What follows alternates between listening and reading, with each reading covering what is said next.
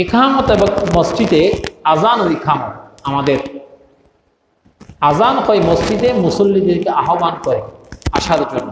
মসজিদে যখন বলে আল্লাহু আকবার, আল্লাহু আকবরে যখন ধ্বনি যখন মুসলমানের কানের মধ্যে যখন চলে যাবে, মুসলমান কাজ পেলে কর্ম পেলে সমস্ত কিছু গুরুত্বপূর্ণ কাজগুলি তার বিরত রাখে।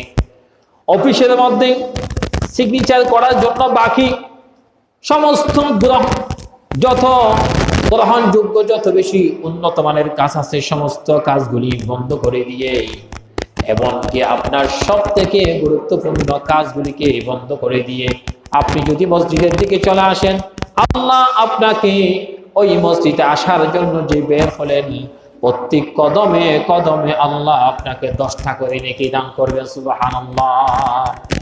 প্রত্যেক কদমে কদমে আল্লাহ 10টা করে নেকি দান করবেন, গুনাহ মাফ করে দিবেন আল্লাহ।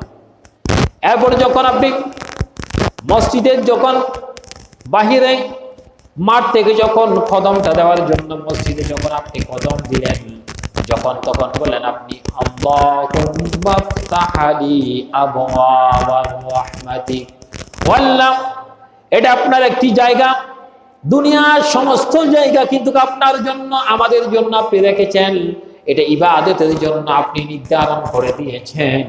এমন একটি জায়গার মধ্যে রব্বুল আলামিন আমি আপনার রহমতের জন্য প্রবেশ করছি, আমি আপনার রহমতের জন্য আপনার ঘরে আপনার মসজিদের মধ্যে আমি ঢুকে গেলাম। এতাকাফের নিয়তে যদি কেউ যদি মসজিদে ঢুকে ইবাদত করে, আবার যাওয়ার সময় যখন মসজিদে যখন আল্লাহর কোনো বান্দা মসজিদে প্রবেশ করে রহমতের আশা নিয়ে, রব্বুল আলামিন বলেন ফেরেশতাদেরকেও, ফেরেশতা বান্দার যত গুনাহ ছিল সমস্ত গুনাহগুলি তোমাদের কাঁধের মধ্যে নিয়ে ফেলো। আমার কোনো বান্দাকে গুনাহ নিয়ে আমার মসজিদে তুমি ঢুকতে দিবা, তোমাদের কাঁধে নিয়ে ফেলো। যাওয়ার সময় যদি বান্দা যদি একাগ্রতার সাথে ভালোবাসার সাথে যদি নামাজ পড়ে, আল্লাহ বলেন যত গুনাহ ছিল সমস্ত গুনার পরিবর্তে তাকে নেকি দিয়ে সওয়াব দিয়ে বদলা দিয়ে তাকে তুমি গুনাহ মাসুম বানিয়ে আমি আল্লাহ তাকে আবার জমিনের মধ্যে তাকে আমি ছেড়ে দিলাম। সুবহানাল্লাহ, আমি তাকে ছেড়ে দিলাম। এরকম যদি জুহুর থেকে যদি আসর পর্যন্ত যদি কোনো বান্দা যদি ছোট গুনাহ করে, সগীরা গুনাহকে যেটা বলা হয় ছোট গুনাহ যদি করে থাকে, শিরক যদি না করে, বড় বড় যদি কোনো গুনাহ না করে, রব্বুল আলামিন বললেন জুহুর থেকে আসর পর্যন্ত যে গুনাহ হয়েছে মাঝখানে, আমি আসরের নামাজ যখন আবার পড়ার জন্য আসবে মসজিদে যখন আবার মুয়াজ্জিন সাহেব বলবে আল্লাহু আকবার আল্লাহু আকবার, এর অর্থ হচ্ছে আল্লাহ বড়, তুমি বান্দার কাজ ছোট।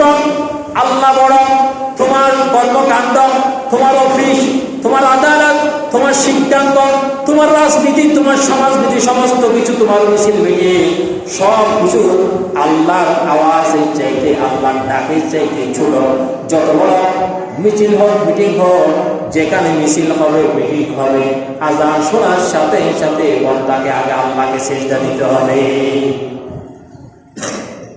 রাসূল পাক সাল্লাল্লাহু আলাইহি ওয়াসাল্লাম পৃথিবীর জমিন থেকে বিদায় নিয়ে যাবেন, স্ত্রীর কথা বললেন না, সন্তানের কথা বললেন না, সম্পদের কথা বললেন না, সব থেকে গুরুত্বপূর্ণ কথা বলেছেন as-salat as-salat ওয়া মা মালাকাত আইমানুকুম।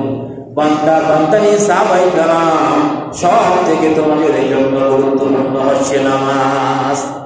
সব থেকে তোমাদের জন্য মুসলমানের জন্য গুরুত্বপূর্ণ যে জিনিসটা সেটা হচ্ছে নামাজ। নামাজের মতো গুরুত্বপূর্ণ পৃথিবীর মধ্যে আর কোনো কিছু নাই। আল্লাহ সুবহানাহু ওয়া তাআলা